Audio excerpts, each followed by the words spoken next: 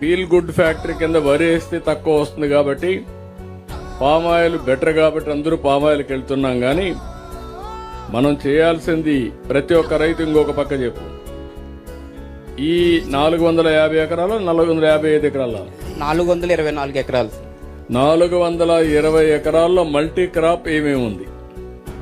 Multi crop వచ్చేసి sir అందులో మనకి కోకో ఉంది సార్. ఎంత ఉంది?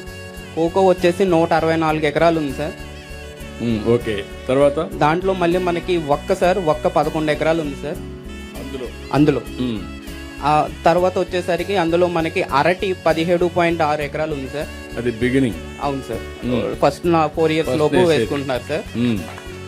తర్వాత ఇప్పుడు పెప్పర్ వేస్తున్నారు, మిరియాలు వేస్తున్నారు సార్. ఎంత వేసారు? 7 ఎకరాలు ఉంది సార్. ఏంటో కరెక్ట్ నేను చెప్పేంత ఇదేనా? కరెక్ట్ గా మాట్లాడండి, ఏదో ఆయన